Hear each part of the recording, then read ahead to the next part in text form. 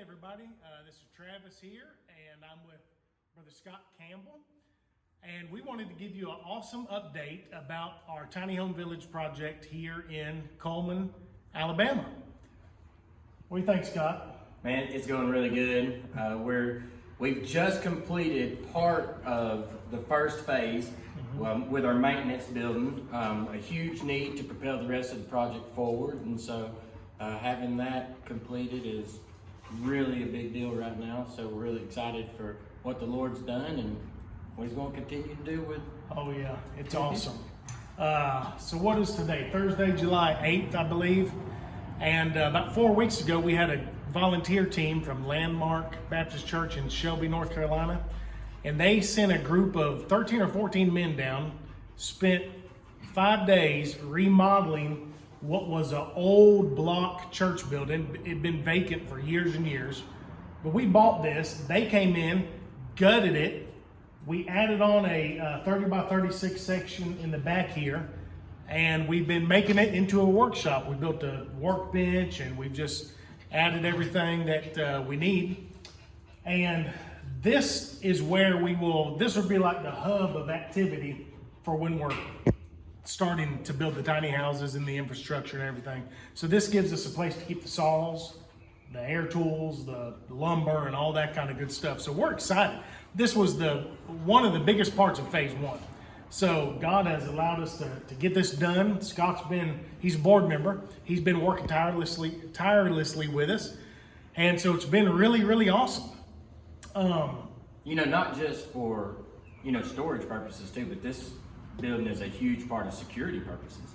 Now we know that any donations that we get that are going to be going forward that we have to leave here as far as lumber or things like that, that all that stuff is going to be safe. And so before it being such a heavily trafficked road and not having any way of knowing who's coming in and who's coming out, our stuff was very vulnerable, but now it's secure and safe, and so we don't have to worry about that anymore. Yeah, that's really awesome.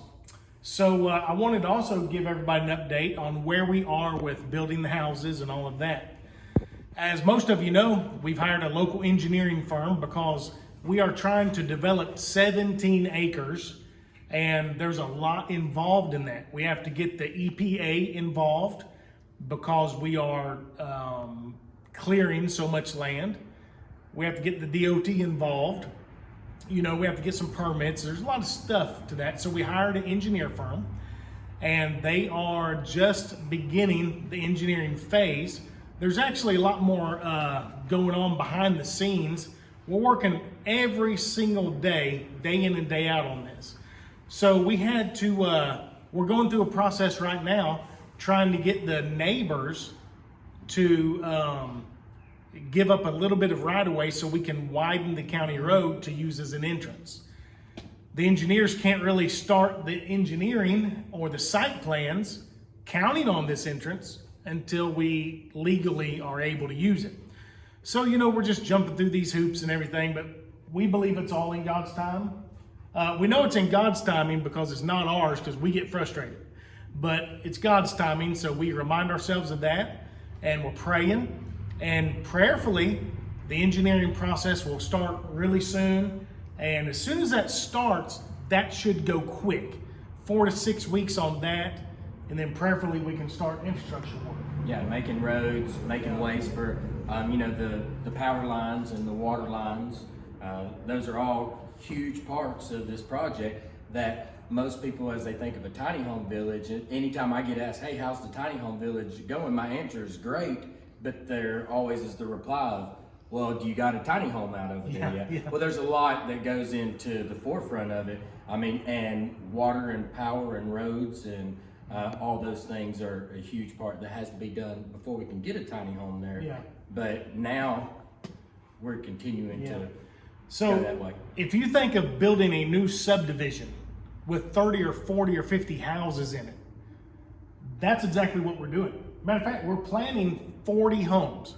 We're not sure if that many will fit, but that's what we're asking the engineers to do. So it's a whole lot of work. But here's our philosophy is we're doing this top notch. It's going to be excellent. It's going to be awesome.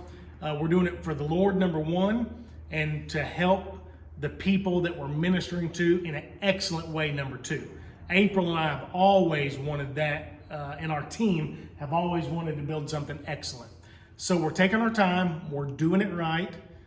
We still need the donations to come in. God's blessed us, but it's going to take, it's $1 million project.